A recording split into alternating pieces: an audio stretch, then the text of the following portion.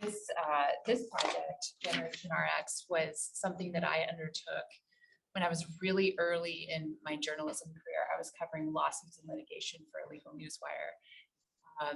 So I had a pretty solid background in terms of the logistics of reporting. But what I want to talk to you guys about tonight is take you behind the scenes a little bit in terms of my process reporting the book and writing it. And then I'll read a couple of passages at the end. So the book is structured where the story, my personal story, is interspersed with the stories of the people I was interviewing. And so it goes chapter by chapter. And so I'll read one chapter that's representative of my reporting outward, and then another chapter that's representative of reporting inward. Okay, so I have been a journalist since 2006, and I specifically worked in the area of legal reporting. When I became a journalist, I did so with the intention of giving a voice to the underrepresented. But the tables were turned when I decided to report the story of my own brother's downfall into prescription drug and heroin abuse.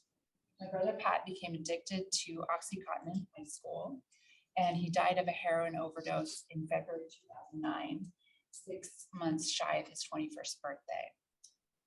Although my brother and I were quite close, he was very private about his struggle with addiction, and he had managed to keep much of it a secret. I learned of the extent of his struggle too late. We knew about his pill addiction, but his descent into heroin was fast and hard, and his overdose came as a shock to all of us. Also too late, I learned about the mechanics of addiction, how it measurably changes the brain and thus influences behavior and decision making. So essentially why those who are addicted act the way that they do. The opioid epidemic is all over the news now, but at the time that I started reporting this book, it wasn't being reported at all. I quit my job as a legal journalist, and I began traveling around the country in the hopes that chronicling the experiences of others affected by the trend would offer me some answers. Privately, I began researching my brother's life and trying to piece together his downfall. So I approached the story moving backwards in time from the point of his overdose death, and I tried to get as close to the truth of what happened as possible, but without the input of the main source.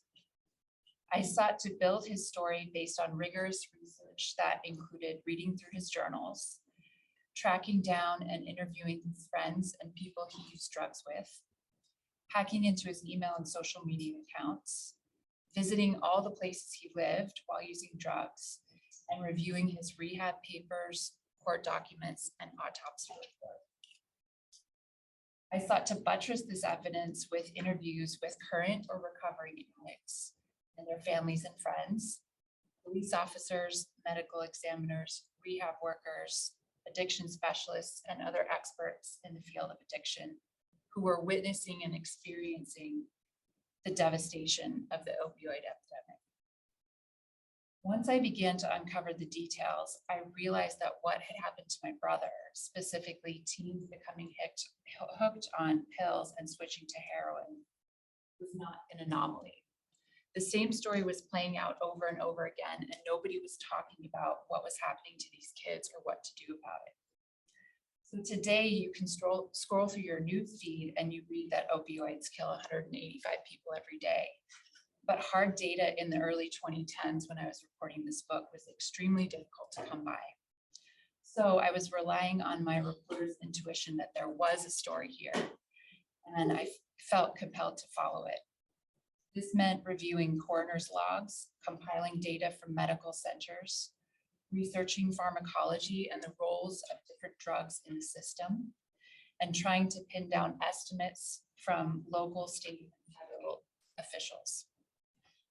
The cursory data that I collected showed me that I was onto something, and this was backed up by what I was seeing in the field by the people I was talking to. So as I struggled to connect the dots data-wise, I was also on an upward learning curve came to my individual sources. These were the people who agreed to share their personal stories with me. One of my earliest sources that I met was actually just like me. She was a professional woman in her 30s. Her younger brother had passed away the summer before of a heroin overdose after years of hiding his pill addiction. She described the out-of-body experience of watching her mother receive the news of her brother's death, how her mom's body crumbled like a piece of paper, the primal screams of a mother losing her child. It was so similar to my own experience, and we shared many tears together during our conversations. A few weeks after our interviews concluded, she called me and backed out of the project. It was too emotionally complicated for her, and she also wasn't sure how her mother would feel about her publicizing her brother's story. So of course, this is a reporter's nightmare to have a really good source back out after investing so much time into building a rapport with them. But in this instance, I could easily step outside of myself and say that I backed her up 100%. I understood at the core level that there was so much sensitivity in this endeavor and how invasive it was. So that early experience was an example of the precarious balance that was necessary to report on this particular issue. I had to develop real lasting relationships with my sources. I spent time with them wherever they were in their lives. I spent hours in late night phone conversations or texting with them. I was with them in the emergency room as they recovered from overdoses, at the funeral of their son or their best friend, in the mortuary, and on the streets. I held the hands of mothers who were dealing with the death of their child. There was obviously an emotional cost to this as well, and it took much more time than reporting on a regular story. But I also had an advantage in some ways. One of the biggest challenges of human interest journalism is getting people to trust and open up to you when they have no reason to do so.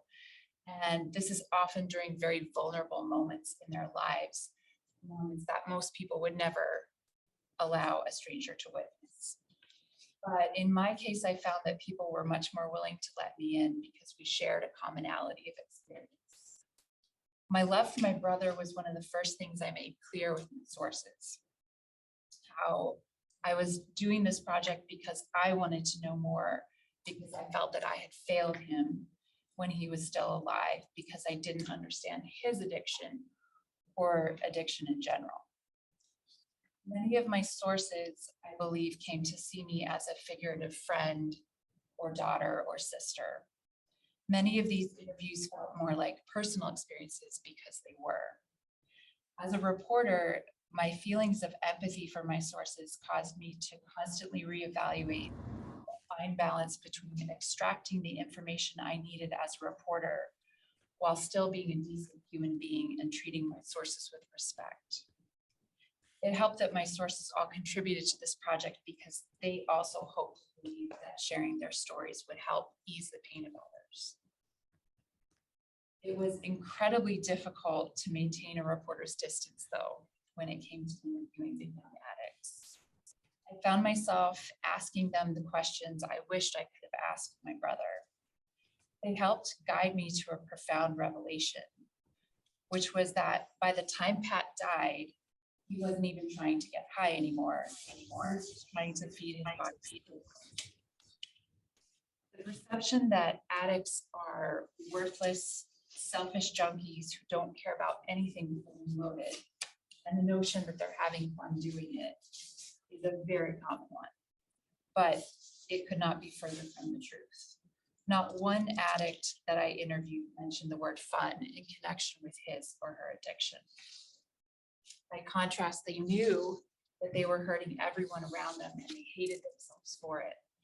They lived a tortured existence that paired this horrible realization with a physical dependence on a drug that would send them into excruciating fits of withdrawal if they failed to get their next dose.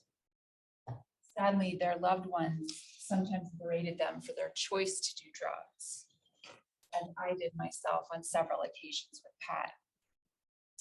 But I learned that while individual choice is certainly an element of one's drug abuse, it does not account for the complexity of the experience of addiction. While the initial decision to use may be voluntary, over time, drug abuse causes structural and functional changes to the brain that are critical to judgment, decision-making, learning and memory, and behavior control. These changes can lead to the compulsive and destructive behaviors exhibited by those with addiction. In some ways, reporting this book felt like being thrust back in time.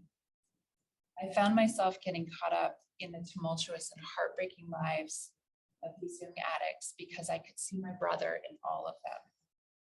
I felt sisterly toward them and somehow responsible for them, even though I could no more save them than I could save my brother.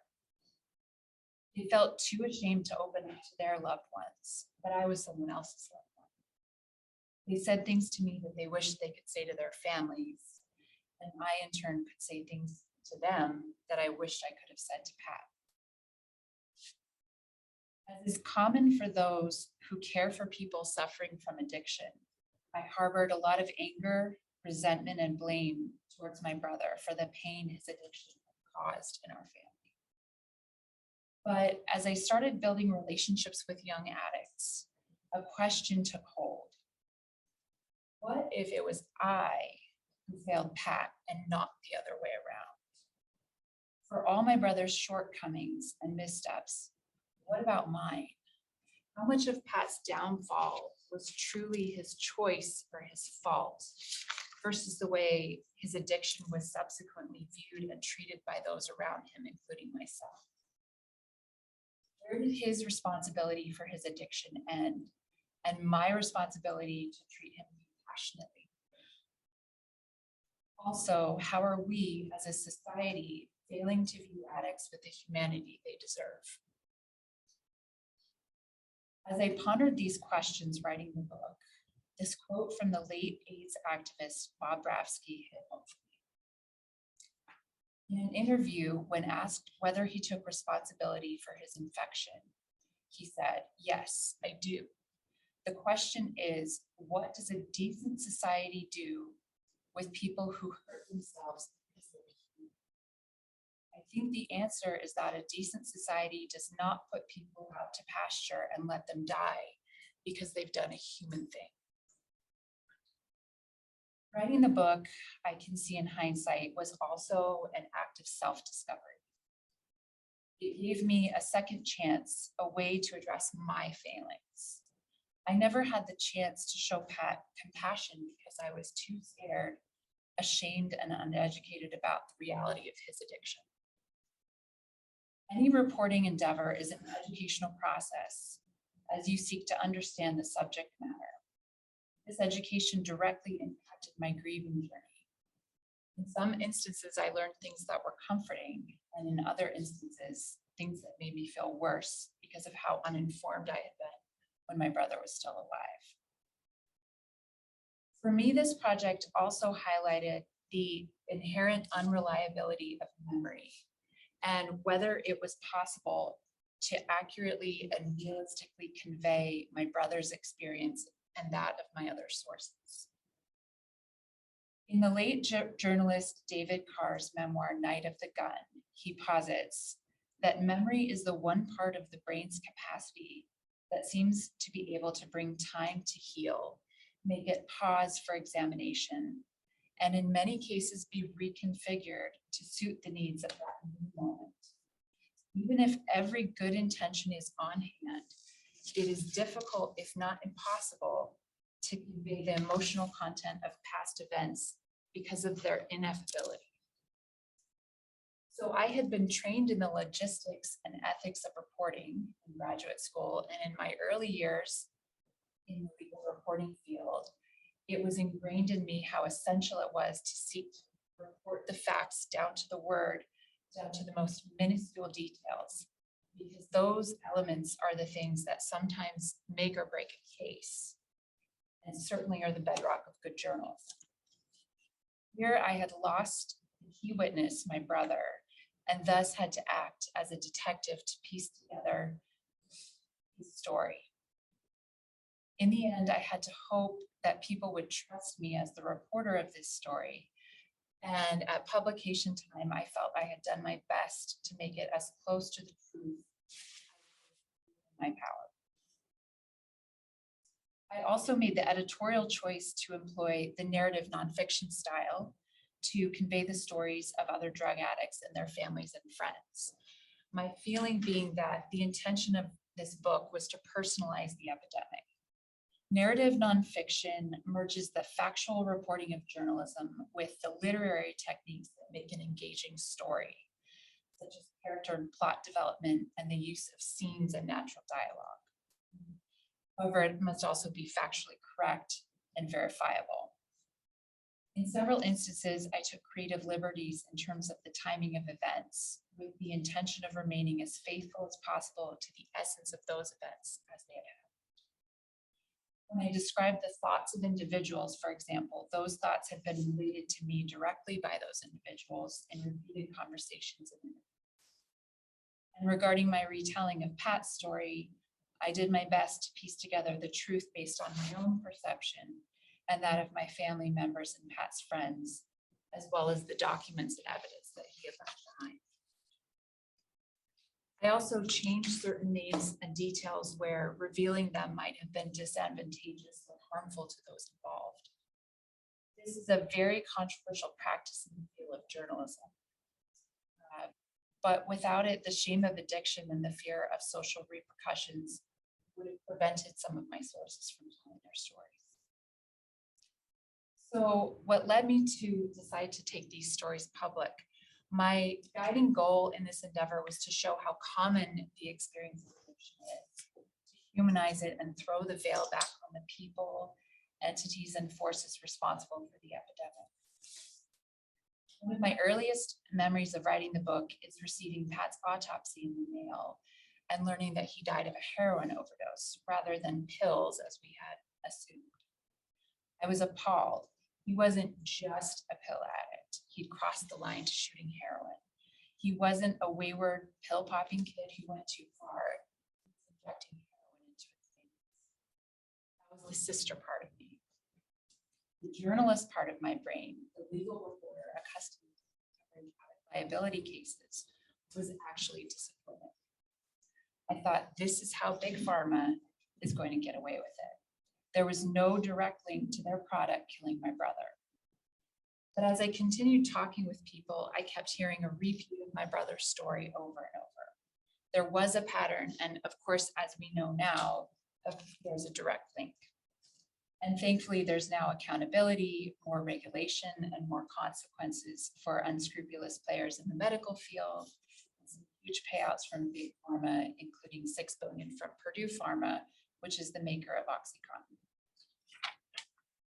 When I was deciding how to structure the book, I felt the most effective way to communicate the seriousness of the issue was through using the voices of the frontline workers, doctors, police, rehab specialists, etc., with the emotional truth of those who are living the experience. I felt the reader should feel assaulted by the information, not only the numbers and the statistics, but to be brought into the locked bedrooms where kids were shooting up. The mortuary director embalming his own son, the mothers who kept their son's or daughter's bedroom as a shrine, their closet still carrying the scent of their lost children. I wanted to humanize the data to force people to consider what they would do if this were happening to them or a loved one, rather than disassociating from the problem. Perhaps this was also my own way of holding myself accountable. How can I turn away from someone on the street who's so clearly suffering, for that person is my brother? Well, I've often wondered what Pat himself would have thought about me making his story public. My hope is that he would agree to the sacrifice, that if the reader can gain greater understanding and compassion through his story, others who are suffering will have a less difficult road. So, as I mentioned before, the way the book is structured is the telling of my brother's story interspersed with my reporting on the epidemic and the experiences of other people. So if you have questions about my sources or my reporting process or anything else, we'll have time for that after the passages. The first passage will be an example of reporting out the story using sources, and the second passage will be an example of reporting inward.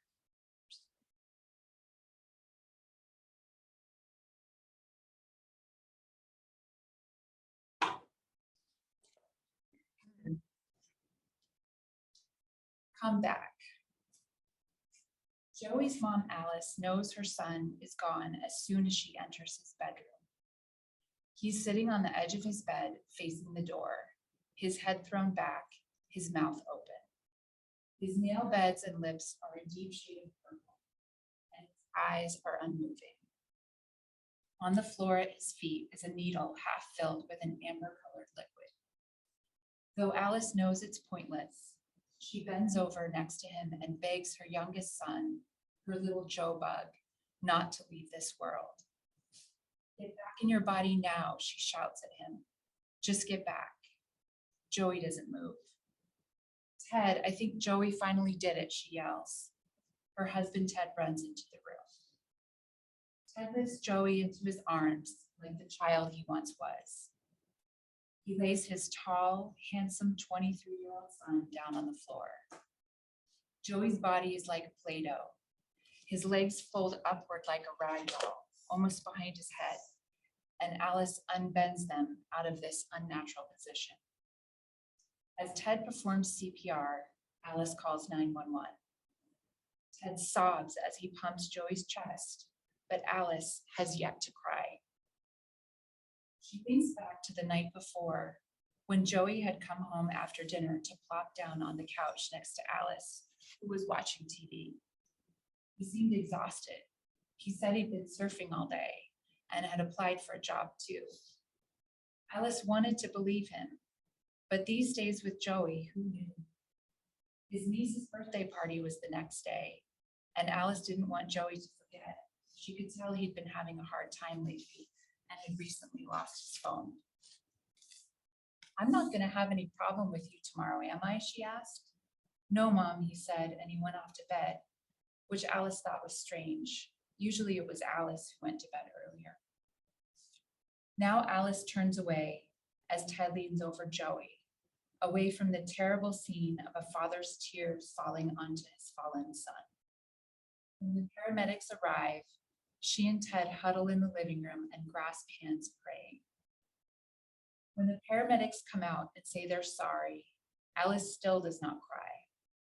She tells me later that she and her husband always knew this day would come. Alice and Ted weren't like some of the other parents, the ones who preferred to keep up the facade of a perfect life, the ones who refused to admit that their children were addicts, even though everyone secretly knew the truth. No, she and Ted had openly accepted the fact that Joey was an addict once they'd found out how bad things had really gotten for him. Addiction ran in the family, and Alice had always made it clear to her 3 kids that because of their genetic history, they had to be careful when it came to alcohol and drugs. Scientists estimate that genetic predisposition accounts for between 40 and 60% of a person's vulnerability to addiction. If they flipped that switch in their brains, Alice told them, they would forever have to deal with the consequences, and life would be a whole lot harder. Joey had needed to find that out for himself. Recently, he told her that he wished he'd listened to her all along. His mom had been right. Unlike other parents, Alice and Ted believed that Joey's addiction wasn't a moral failing on his part. They believed that addiction was a disease, and they had done everything they could to help their son. Mental health services, outpatient treatment programs, 7 inpatient rehabs, psychiatric hospitalizations. Joey would get better for a few weeks or even months, but he always slipped back. Once when he woke up in the hospital after an overdose of OxyContin, Xanax, and cocaine, he said sleepily to Alice, I shouldn't be alive, Mom. I should be dead for everything I put in me. I just love drugs. I love them so much, and I don't know why. Alice had told him he better find out. As for herself, Alice never harbored any illusions that Joey was immune from tragedy, but she always allowed herself to feel hope for him. She refused to enable him. She called the cops on him and threw him out. But her constant mission was to stay strong for Joey, to remind him that he had a disease that required treatment, to help him believe he was a good person who deserved to make it. He had been knocked down so many times, but he kept getting back up. She pointed out to him when she could tell he was struggling. Sometimes when he was clean, she could catch glimpses of his inherent innocence. The little boy he once was, digging for sand crabs by the ocean. Before the pills, before the heroin, when his life stretched ahead of him like an endless highway, winding toward an unseen end. Now the little boy is gone. The kid with so much talent and potential, with so much to add to the world, has disappeared. There's only a ravaged body in his place, the body of a man, his tattooed arms framing his face with a microscopic halo. Finally, Alice lets the tears break through, recalling the words Joey wrote for a school assignment when he was 16. In my future, I can see many things happening. In 15 years, I will be 31 years old. By the time I'm that old, I hope to have already started a family. I wish that I will have a beautiful wife and 2 kids. I want my family to be as loving and caring as possible. I really want to make my dreams.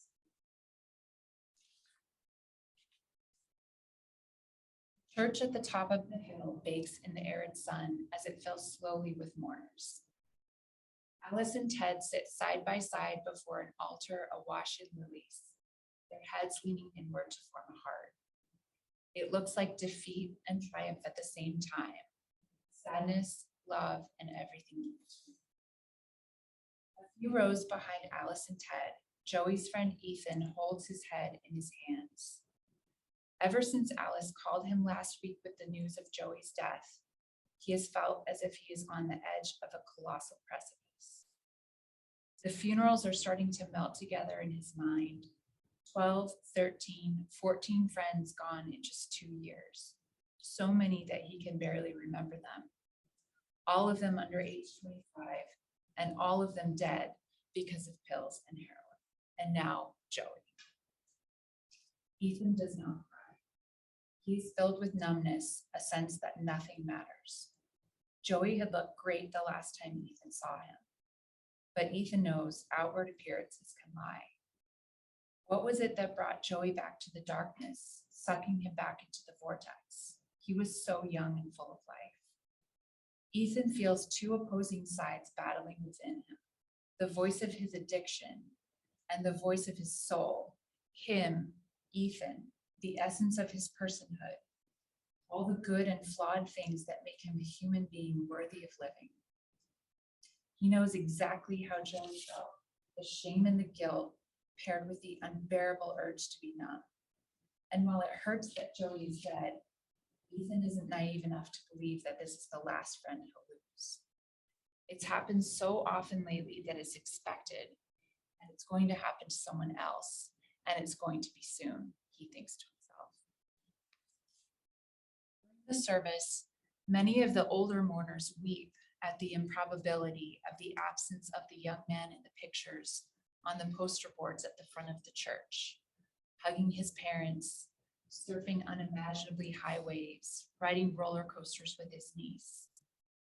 At the podium, Joey's sister remembers listening to his heartbeat when he was still in Alice's womb. I have loved my baby brother ever since that moment, she says. Still, Ethan does not cry. As Joey's godparents sing an Armenian folk song, Ethan glances at those around him. Only the older people are crying. The younger ones, the ones around his age, sit in silence. They are beaten down, dead.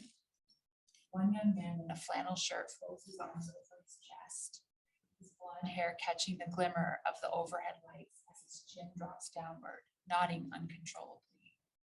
His eyes are glazed, but not with tears. Ethan remembers the feeling so vividly that he can nearly taste it.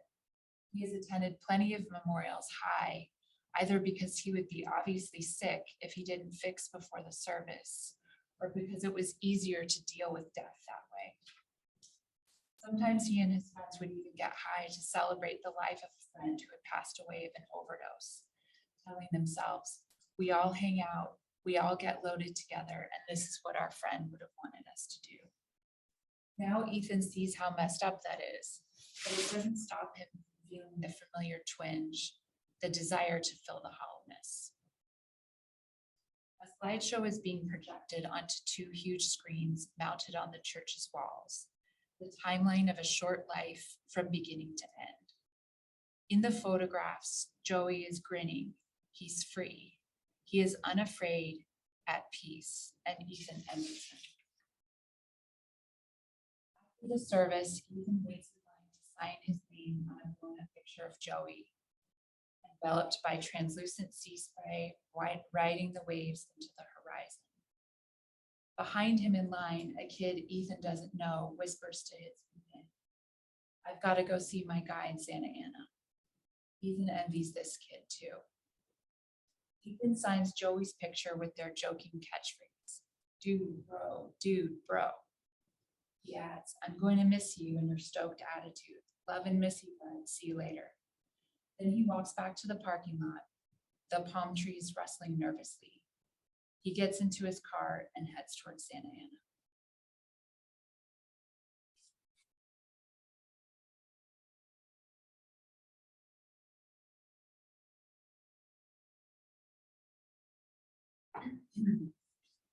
Little bird.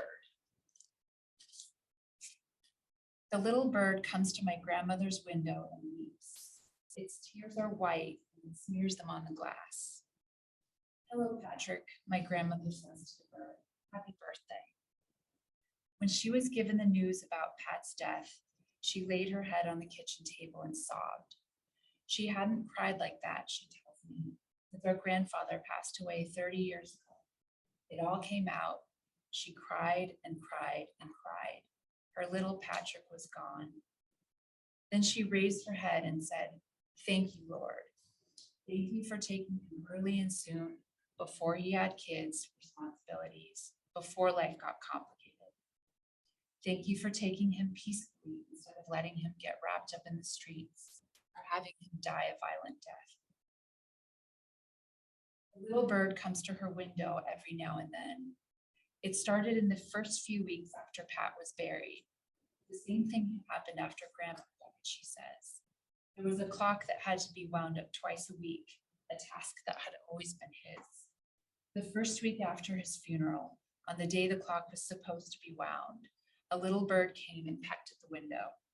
My grandmother said to my uncle, that's your father telling me to wind the clock. Patrick's little bird first appeared at the window above her kitchen sink while her hands were immersed in suds.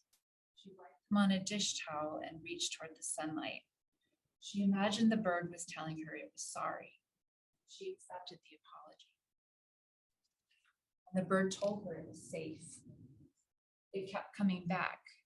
Soon her neighbor noticed it too, saying the bird was impossible to ignore because it pecked noisily at the glass. As my grandmother tells me this, I look out the kitchen window behind her. I try to imagine the little bird appearing there and saying to it, hello, Pat, but the window remains empty. The desire to believe he isn't gone, to know that death isn't the end. These things can make you crazy. It is July 15th. Pat would have been 21. 1 year ago, he was here. Now he's not. For my grandmother, this bird is the story of God. She looks to the little bird and sees Pat, telling her he is at peace.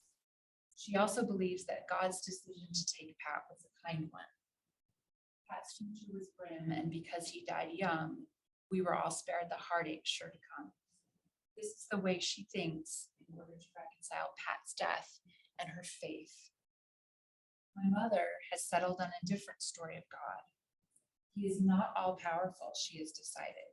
And by accepting this, she can forgive God for not saving Pat and can still keep her faith. And her faith assures her that she will be united with Pat. So she goes to his grave and tries to find comfort in the knowledge that she will one day be together. As for myself, I do not know which story to believe or how to distinguish signs and dreams. After visiting my grandmother, I head to the Cedar Street house where the rest of the family is gathered. On the way there, the Beatles' Blackbird comes on the radio, and I wonder if that is a sign. I decide it is not. At the house, we bake birthday cupcakes, not only with extra fudge, but with peanut butter and chocolate chips and butterscotch chips and mini marshmallows and caramel. It makes us all sick, but his taste for sugar was so new. We drive to the cemetery and put the cupcakes on his grave, where they quickly melt in the sun. The heat feels inescapable, the same way it did on the day Pat was born 21 years ago, on the hottest day of the year.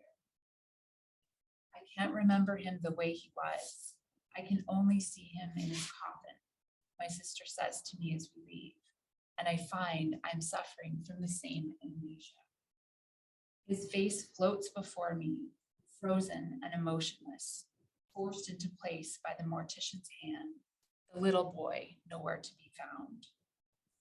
I remember my sister coming to me after Pat died, frantic, sobbing, wanting to know why his body was smashed up against the door when they found him, whether he had fallen in pain, or even worse, if he had been in pain when he died. There was no pain, I had told her. He just fell asleep and slowly slipped away. It was and remains the only comforting thing I have to say about Pat's death. Eventually, we begin to talk of not Pat things. Our togetherness is meant to be unifying, but I still feel as though I am drifting away, just barely fastened to the ground. Our togetherness and his neverness, I cannot reconcile the two. I wish that I could take comfort in some of the things my grandmother said this morning, but I can't. In the dream, Pat walks ahead of me. He is shirtless and the muscles move along his spine, the taut slickness of his young skin glowing in the early morning sunlight. The little hairs on his arms stand on edge in the cold. We are at the border of the woods near our cabin, passing the side of the house that gave Pat the scar above his left eyebrow. He had been 3 years old, and Sam, the neighbor's dog, had come barreling toward us as we played. Pat had run to me, screaming in terror. I had reached out my arms to catch him, but it was too late. He'd fallen headfirst into the house, an avalanche of blood dripping from his forehead. The scar winks in the sunrise now, reminding me of my failures. I could never save Pat. Please tell me you would never try to hurt yourself, I say to him. No, I'd never do that, he laughs, his eyes shining, and he runs deeper into the forest, the trees devouring them in their lace-like shadows. These dreams leave me desperate. He is always just out of my reach, and though I try to save him, I fail again and again. I wake up and pace through the room that falls, rehashing the things I said to him as he spiraled down. I sit on the floor of my office in my pajamas, sifting through the boxes that hold the papers he left behind, the brutal account of his addiction. Every sentence, every word assaults me, and though my hands tremble, I force myself to take them in, to really read them, to understand the whole truth, as noxious as it is. In the beginning of me shooting up heroin, I only told the people I did with how much I actually did, Pat has written. When I could no longer hide it from my other friends and my girlfriend, I was pretty honest with the amounts I did. Everyone knew I shot up, and everyone knew I shot up a lot. I often tried to stop and was successful for a few weeks, or sometimes even months. But I always seemed to go back. I even told my girlfriend to hide my passport so I couldn't go to Mexico, where I often got drugs. But I would always find it and go back. I would also tell my dealers, who were my close friends, not to sell to me anymore, but I would always convince them otherwise. Almost every aspect of my life was affected by my addiction. I would often call in sick to work with fake excuses in order to explain why I could not be there. I completely stopped going to my classes. I used to skate competitively, but I stopped because I was so wrapped up in getting promoted. I would start fights in order to get angry and have an excuse to use. I would use in order to cover up my depression, anxiety, and anger. And as I used, these feelings all got worse. Page after page, my brother tells of the forces that pulled him down. Will this make it right? He is scrawled in the margins. Will this take it all away? Just one more cut to feel, just one more shot to live. I remember one of Pat's friends, a girl who'd known him since childhood, telling me how blindsided she had been by his death. She knew his partying was getting out of control, but the weird thing was that his personality never changed. He just always seemed so happy, she said. Maybe it goes to show you that a person doesn't have to turn into a monster. But the monster was there all along, living inside of him, eating away at him. We just hadn't seen it, or hadn't wanted to see it, or saw it and looked away.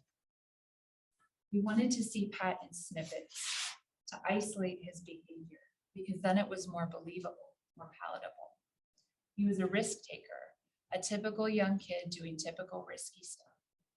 We refused to see the big picture, a young adult with a significant drug problem that was interfering with his relationships, his employment, his education, his finances, and his health. The whole picture of Pat provides one explanation for his death. Given his risk-taking personality, his denial of his drug problem, his feeling of invincibility, the power of his drugs of choice, and his addiction itself, he couldn't resist taking another run. That run turned out to be his last. In other words, he did not intend to die. But the words he has written in these pages ignite another explanation in my mind. In the midst of life, we are in death, it was once said. And I wonder if this is what happened to Pat. The worse his addiction became, the farther down the well he fell, until finally the light all but disappeared. Inch by inch, he had fallen, his death drive, in Freudian terms, the unconscious desire to die, finally overtaking his desire for life. Not exactly suicide, though his actions were certainly self-destructive, more of a slow giving up, a surrender, a weakening of the compulsion to live, and a strengthening of the compulsion to live. Or as my mother said to me in the weeks after Pat died, I don't want my life to end.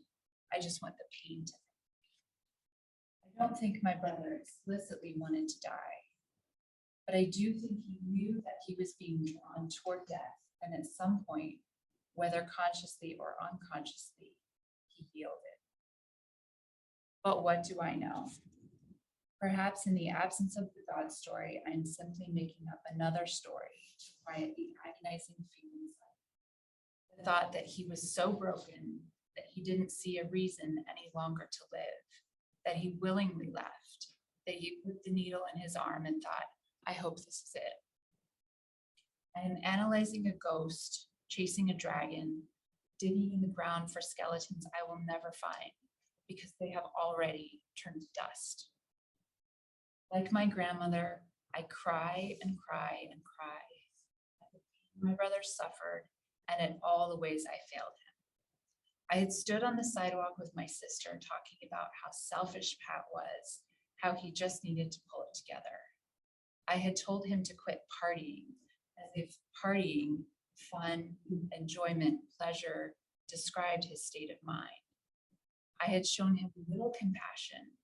I had refused to believe him or to believe in me. I hadn't listened, I had only spoken. I did not want to hear what he had to say or see what he had to show me. I did not learn about the disease of addiction because I did not want to believe that my brother was an addict. I wanted only for everything to be as it was, for the world to be righted again. The illusion of infinite time clouds our understanding of the preciousness of one another, writes Elizabeth. That value grows in death as we realize all that was lost. I have lost Pat, and I feel that I have lost myself too. I want to sink downward into the scratchy fibers of the carpet, into the floorboards, into the foundation and mud and bedrock, into the very center of the earth, where I can vanish